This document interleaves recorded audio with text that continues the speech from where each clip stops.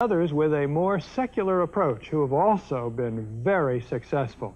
Let's take Warren Buffett of Omaha, Nebraska. If you had put $10,000 in 1965 into his company, Berkshire Hathaway, you would have $1 million today. Warren was a chapter in my 1972 book, Super Money, so I've known him a long time. He learned his trade with Ben Graham, the original dean of security analysis at Columbia University.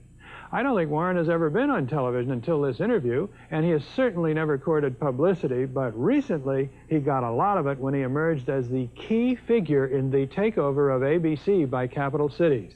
Warren will be the largest shareholder of the new company, and his own net worth is now far in excess of $500 million. But when I spoke with him last fall in his office in Omaha, he very characteristically made his investment style seem so perfectly simple. The first rule in investment is don't lose. And the second rule in investment is don't forget the first rule, and that's all the rules there are. I mean, if you buy things for far below what they're worth and you buy a group of them, you basically don't lose money. Warren, what do you consider the most important quality for an investment manager? It's a temperamental quality, not an intellectual quality. You don't need tons of IQ in this business. I mean, you have to have enough IQ to get from here to downtown Omaha, but you do not have to be able to play three-dimensional chess or be in the top leagues in terms of bridge playing or something of the sort. You need a stable personality. You need a temperament that neither derives great pleasure from being with the crowd or against the crowd, because this is not a business where you take polls. It's a business where you think.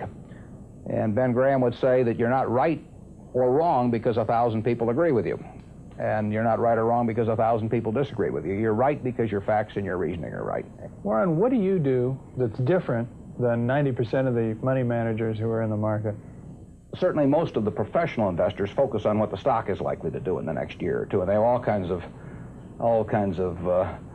arcane methods of approaching that, but they do not really think of themselves as owning a piece of a business. The real test of whether you're investing from a value standpoint or not is whether you care whether the stock market is open tomorrow. If you're making a good investment in a security, it shouldn't bother you if they close down the stock market for 5 years. All the ticker tells me is the price. Yeah. And I can look at the price occasionally to see whether the price is outlandishly cheap or outlandishly high. But prices don't tell me anything about a business. Business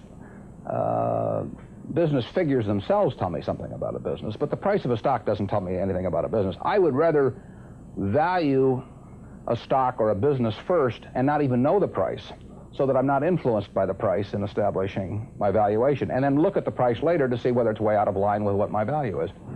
So Buffett chose to stay in this world, Omaha, Nebraska, where corn grows just minutes from downtown. Now, Omaha is a nice town, but nobody claims it's a world financial center. Here, the only thundering herd is actually on 4 feet. Don't you find Omaha a little bit off the beaten track for the investment world? Well, believe it or not, we get mail here, and we get periodicals, and we get all the facts needed to make decisions. And unlike Wall Street, you'll notice we don't have 50 people coming up and whispering in our ear that we should be doing this or that this afternoon. You appreciate the lack of stimulation here? I like the lack of stimulation. We get facts, not stimulation here. That's true. How can you stay away from Wall Street? Well, if I were on Wall Street, I'd probably be a lot poorer. You get overstimulated in Wall Street, and you hear lots of things, and you may shorten your focus, and a short focus is not conducive to long profits.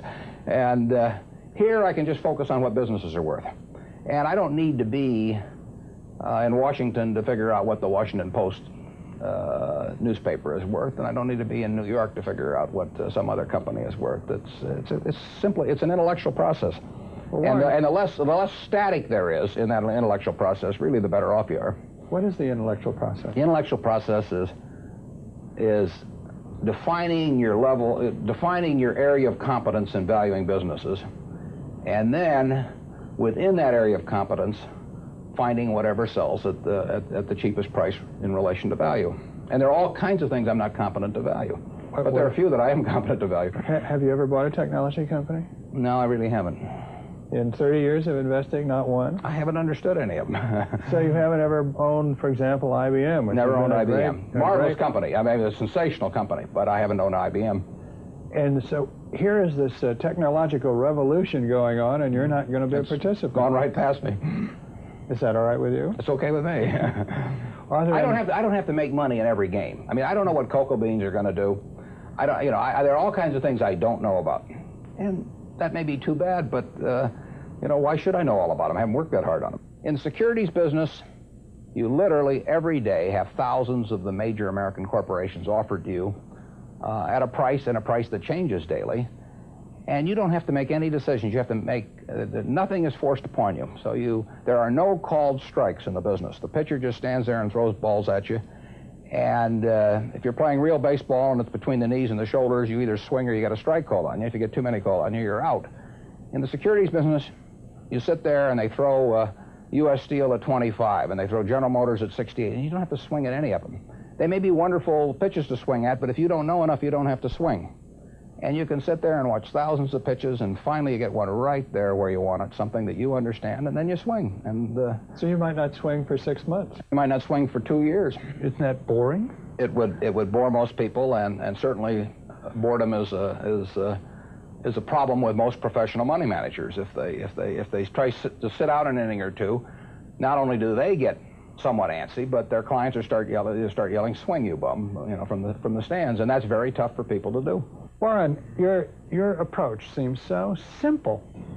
Why doesn't everybody do it? Well, I think partly because it is so simple. That the academics, for example, focus on all kinds of variables. Partly because by academics you mean professors of right, finance? Yeah, the data's there. In business school? Sure, and the data's there. So they focus on whether if you buy stocks on Tuesday and sell them on Friday, you're better off, or if you buy them in election years and sell them in other years, you're better off, or if you buy small companies. There are all these variables because the data are there, and they've learned how to manipulate data. And as a friend of mine says, to a man with a hammer, everything looks like a nail. And once you have these skills, you just are dying to utilize them in some way, but they aren't important. If I were being asked to participate in a business opportunity, would it make any difference to me whether I bought it on a Tuesday or a Saturday or an election year or something? It's not what a businessman thinks about in buying businesses. So why think about it when buying stocks? Because stocks are just pieces of businesses.